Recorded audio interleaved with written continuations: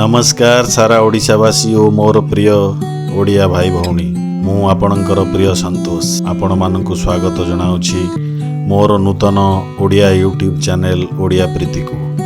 एही चैनल रे मु आपण मानकु भेटी देबा को जाउछि ओडिया भाषार कविता, गल्प, संगीत, शायरी और प्रेरणात्मक कथा वस्तु जहाँकि निश्चय आपणक मनोरंजन कराइब एवं किछि शिक्षा प्रदान करिब। आज प्रथम अवदान नहीं आसी मोर लिखित कविता प्रेम।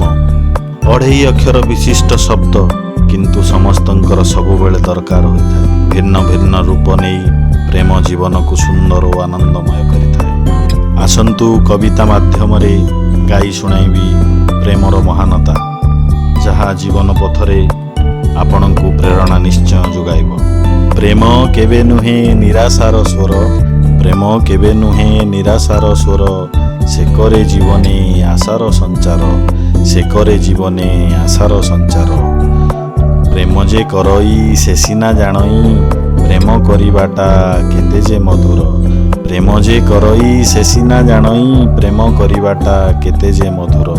प्रेम आसी थाए सबुरी जीवने भिन्न भिन्न रूप रंग समागमे। प्रेम आसी थाए सबुरी जीवने भिन्न भिन्न रूप रंग समागमे। प्रेमरे नथाई पाइबार आशा, प्रेमरे नथाई पाइबार आशा, सेओटे जीवन बंचिबार निशा, सेओटे जीवन बंचिबार निशा। प्रेम भरी गले मनीष जीवने सबु किछि लागे स्वर्णमय जेने, सबु किछि लागे स्वर्णमय जेने। प्रेम तो अटई शाश्वत सुंदर, प्रेम तो अटई शाश्वत सुंदर, तथापि काहींकी हुए हतादर, तथापि काहींकी हुए हतादर। आस सर्वे आस न होई हताश, आस सर्वे आस न होई हताश। प्रेम को करिबा जीवनर रस, प्रेम को करिबा जीवनर रस।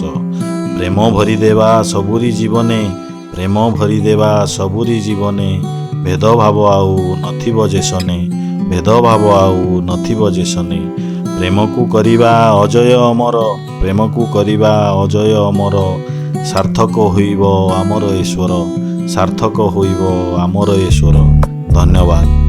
मु भाबुछि प्रेम उपरे आधारित एही कविताटी आपनकु भल लागिथिबो। सतरे प्रेम बिना बंचिबा असंभव। जन्म हेबा मात्रे माँ, परिवार और प्रियजन मानक प्रेम, बात्सल्य बयस रे भाई भौणी और सहपाठी प्रेम, किशोर रे बंधु बांधवी और स्त्रीर प्रेम, वार्धक्य रे पुओ बहु झियो ज्वाई प्रेम। आहा सुंदर ए प्रेमर बलय।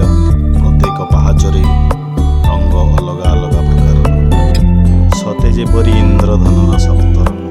प्रेम बिना ए जीवन बंचिबा असंभव और असहाय होई पड़िबो। एणु आपणଙ୍କୁ मोर अनुरोध, जीवन रंगमंच रे आपणଙ୍କ अभिनय को सुचारू रूपे प्रदर्शन करंतु। देखिबे सर्वत्र प्रेममय होई जीव। एबे आपणको अनुरोध, मोर चैनल को सब्सक्राइब कर दियंतु एवं आपणଙ୍କ प्रियजन माननकु शेयर करंतु, जेपरि से माने मध्य मोर क्रिएटिविटी को देखी और शुणी पारिबे, जहाँ निश्चय किछि शिक्षा प्रदान और मनोरंजन कराए।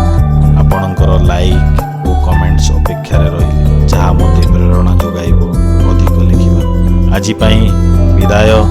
पुणी आसीबी गोटे नूतन